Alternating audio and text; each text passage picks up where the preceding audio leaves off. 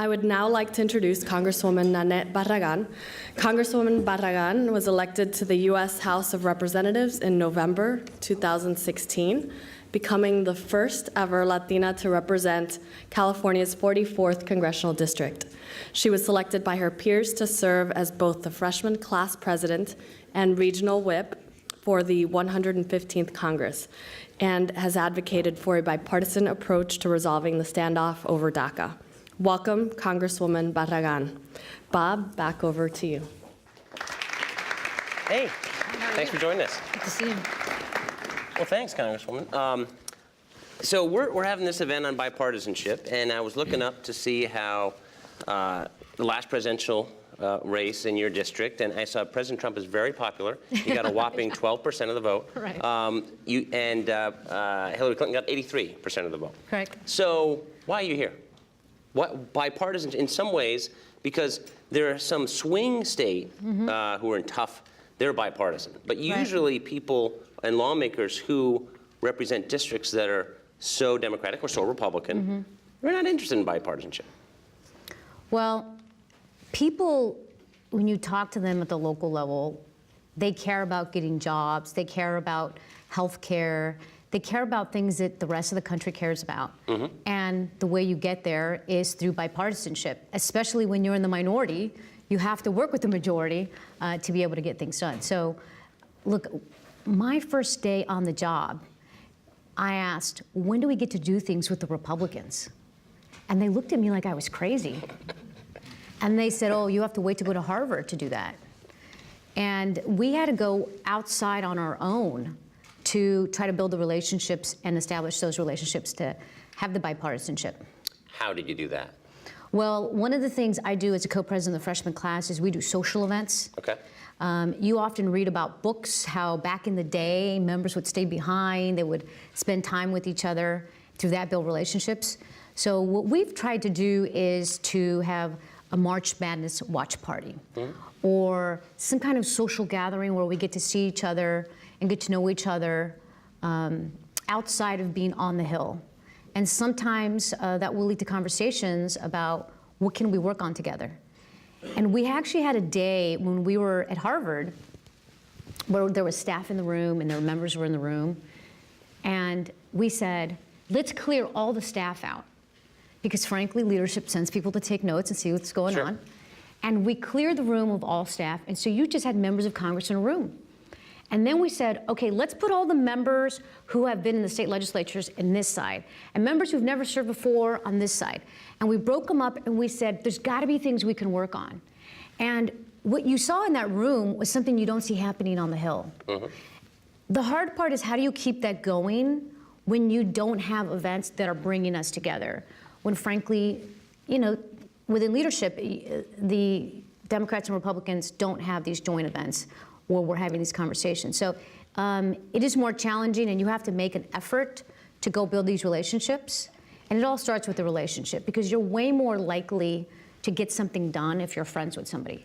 Look, I'm a lawyer, and what I realized is I settled the case if I liked opposing counsel and we got along.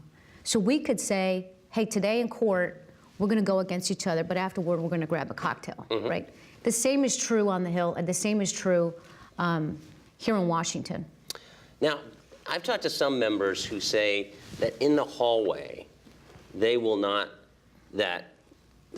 even be an exchange of hellos between a Republican and Democrat. Now, I'm not saying that's the norm, but there are members who say that and say it in a way that, you know, that's not really helpful at all. What do you see that the public doesn't see? Because the public sees fighting on C-SPAN, they see the battles, they see the president fighting with Democrats and sometimes Republicans in Congress. What do you see at those behind-the-scenes events that the public does not see? It's very different. Amongst the freshman class, we like each other. We give each other hugs, we see each other. We had a bipartisan New Year's Eve event when we first got here. And it's funny because you get to know somebody on a personal basis. You take a photo with them, but then somebody will say, well, do you know their politics? Can you post that, right? Right. And so it becomes more challenging, I think, when you've come together, you have an idea, and then you hear your colleagues say, well, we can't do that because, leadership won't let us, or, Right. And then that's where the frustration begins, and that's where people want us to work together, they want us to get something done, but there's a higher level there, which it sometimes can be a challenge. But we actually like each other. We get along. I'll be honest with you. There are some members where you may have had an exchange in committee, and because of that exchange, maybe you're not as friendly behind the scenes. You don't, go give them a hug and stuff. Right. But we actually do like each other, and there are avenues to do more bipartisanship, which other CODELs are great. Right. You get to travel on a bipartisan basis. I went to go visit our troops in Afghanistan. It was led by Republicans.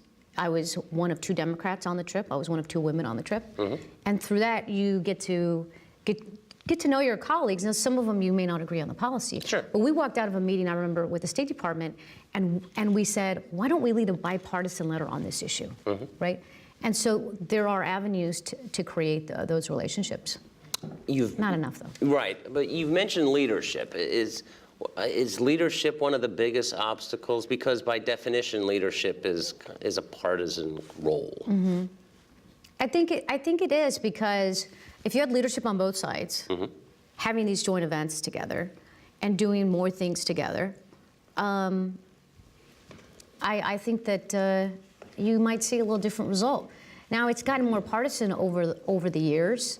I think that's, on both sides of the aisle.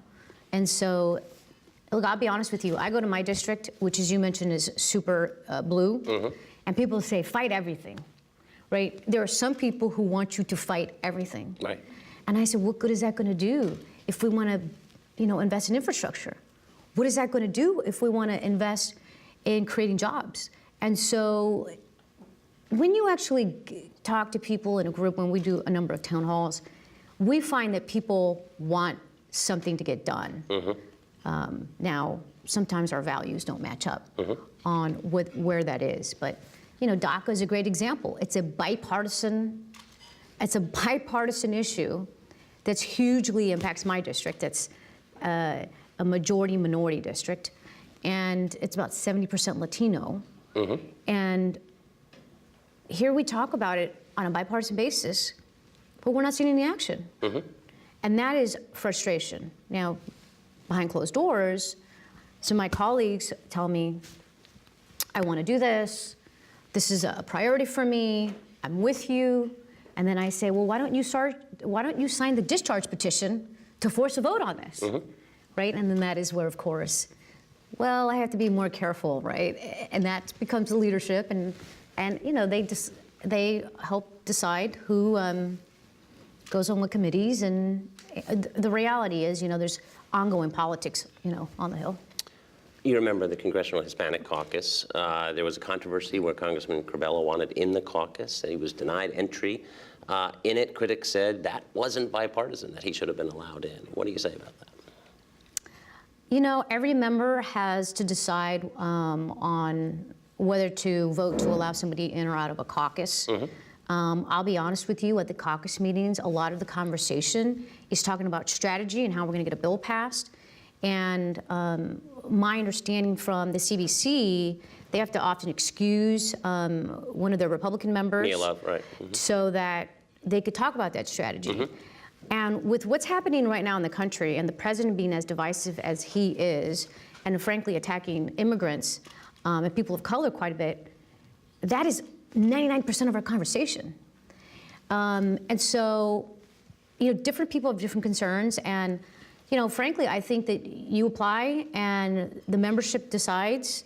I will tell you, he never reached out to me and asked me to support him, which I would have thought would have been the start of a bipartisan conversation. But I disagree that it was not allowing him in didn't create a bipartisanship, or that should have been done. We'll open it up to questions in 2 minutes, but I do want to ask you, you've worked with Congressman Mike Turner, a Republican, funding for urban parks. How did that relationship start? Well, that one is, we were looking for anybody who cared about trying urban parks and funding for parks. You know, you talk to people, and this should not be partisan at all. Right. Everybody wants more parks, more green space. And it was just a matter of finding somebody who was willing to put their name on a bill. When you're a freshman member, that's harder to do. Now, I just did pass my first bill out of the House, which was coming through Homeland Security. Now, that's a very bipartisan committee, very different than Natural Resources, which is very partisan. In Homeland, we do have, the relationships are, I would say, better. We spend more time, I think, outside of committee with some of the members, at least I do. And so there was a really good opportunity in protecting critical infrastructure and mass transportation. And so we had one Republican didn't support the bill when it went through the House. Otherwise, it was overwhelmingly bipartisan, and we're hoping the Senate's going to take it up. It depends on where you are, the conversation. I during the Harvard training that we did, I had a Republican come up to me and say, "I want to work with you on campaign finance reform." And I looked at him and I was like, "Huh? I'm all for it. When do we get started?" And then the conversation was, "Oh, let's wait until after the primary," right? Right. So it depends on where you are. Sometimes they happen off the Hill in social settings. Sometimes you'll have a member, a Republican will come up to you on the House floor and say, "I have an idea, I want to work with you on this." So sometimes it's through the working groups. So if you're part of a working group and they know that you are, they'll come approach you. But a lot of it's through relationships and word of mouth, like, "Hey, so-and-so's working on this bill." Sure.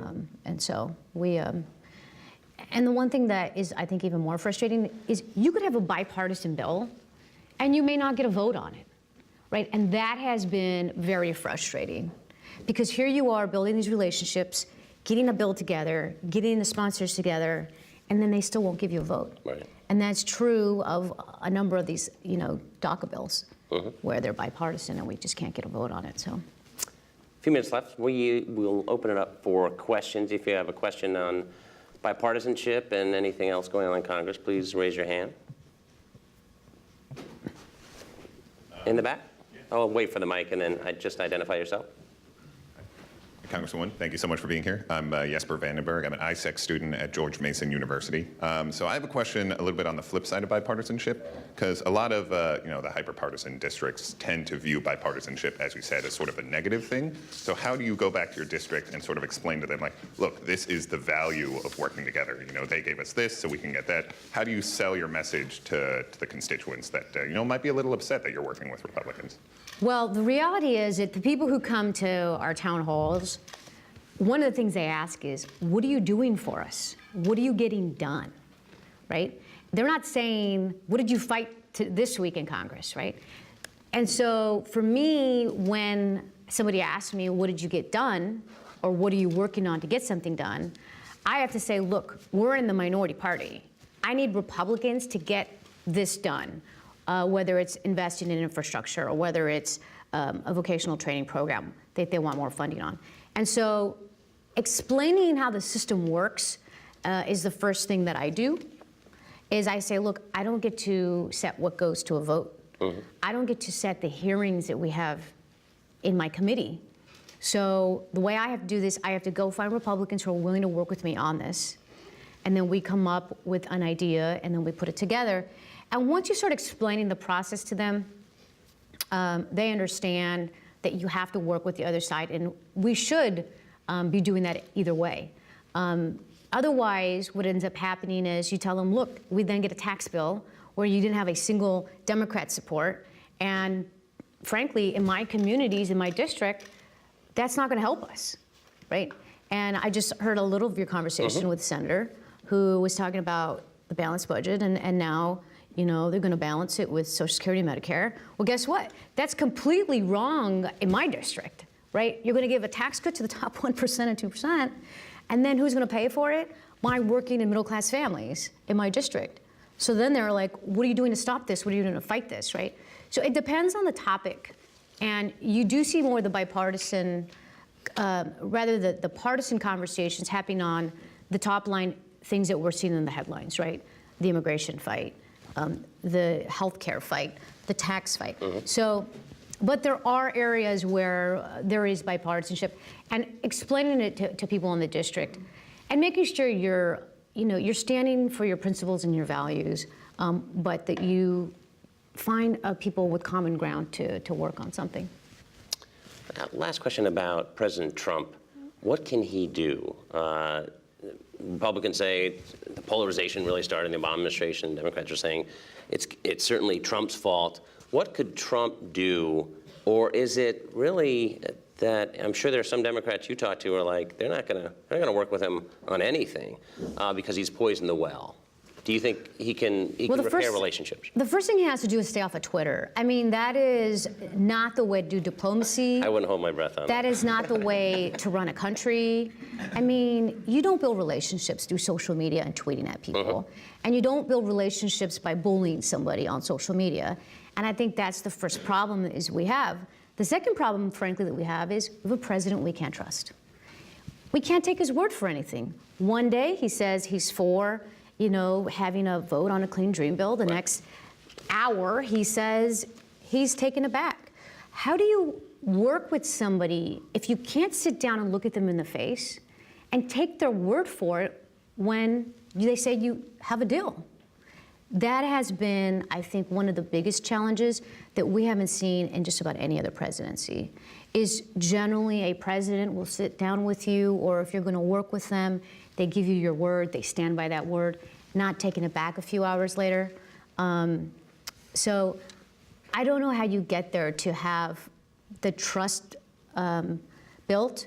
And I think there are people who are willing to work with the president, willing to work on being bipartisan with him, but we need some goodwill showing of action, not just talking about working, but action, right? And the number one person who's been torpedoing the positive moving forward on DACA has been him. So it has been very frustrating to have somebody in a position like his who we feel that we can't trust. We've run out of time. Please thank the Congresswoman. Thanks for coming. Thank you for having me. Appreciate it. I appreciate it. Thank you.